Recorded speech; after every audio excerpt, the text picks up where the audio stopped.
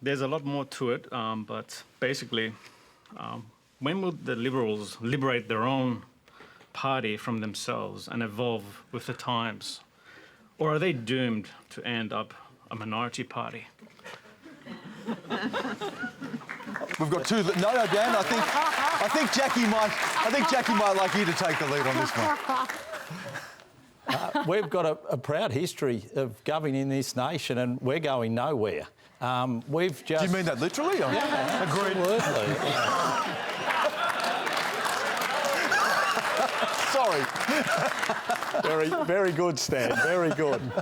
Well, we're here to stay, and we're here to get back into government, and we're going to make sure that we're putting forward the policies that the Australian people will ensure that, places us back in government and governing like we did successfully, especially during the pandemic. I mean, you look at the outcomes of what we were able to achieve through the pandemic compared to what other countries were able to achieve. An unemployment rate below 4%, the fastest bounce back in our economic and budgetary performance than we've seen in 30 or 40 years. We saw great health outcomes through the pandemic. And the Teals women took seats away from you because women don't feel represented by your party. I'll go to Jacqui on that. Well, I'm actually very pleased that women are asking for more. I think it's absolutely vital for our democracy that people participate, express their views, and if women want more from our party, then we need to deliver it. I firmly believe that. And what we need to do is look to the reasons that we weren't appealing to particular groups of people. It was women, young people as well. And I think actually the New South Wales Liberal government gives a good model of what a Liberal government can do for its people in climate change and energy policy, in housing affordability, in childcare. I mean, these are governments that are staying true to Liberal values of a faith in human ingenuity, in free markets, in liberty, in trusting institutions that work well and that remain relevant because they work well. That's the kind of Liberal government that we need to ensure is being promoted. And I think what Dan said is right. We had some fabulous achievements, but we need to continue to look forward.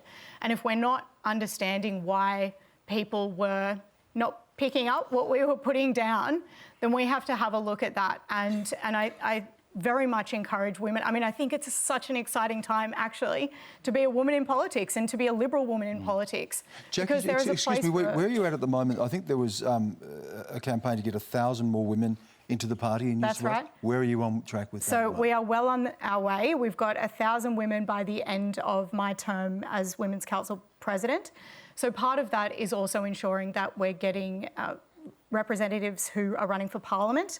So we've got a target in our party of 40% women candidates for the New South Wales Liberal election, and that actually reflects the gender split of our party, and we are absolutely exceeding that at the moment. So there are many steps to that, from membership to representation. Well, a lot of Stan, I just want to just here, because you rightly went to Jacqui, but I also want to make this point as well. It's also up to the males in the Liberal Party to ensure that we're doing everything we can to get that proper gender representation, to also get that proper multicultural representation that we need in this country. And that's one of the things so who's going to give up their seats then for women? Well, you will. So you will see from the report that Brian Loughnane and Jane Hume did, that one of the recommendations is over a period of time that when people do retire, that we're going to need a higher proportion of women replacing men. So that's something that I'm going to have to make sure happens. It's something that Jacqui's going to have to make sure that happens. All of us are going to have to make sure that we can achieve that target. And it's not a female thing, it's not a male thing, it's what we're both going to have to do that jointly. And it's something that we are absolutely determined to achieve. And can I just make the quick point that the Labor Party also received one of its lowest primary votes in history. And I think that reflects a broader move away from what major political parties are doing. Okay.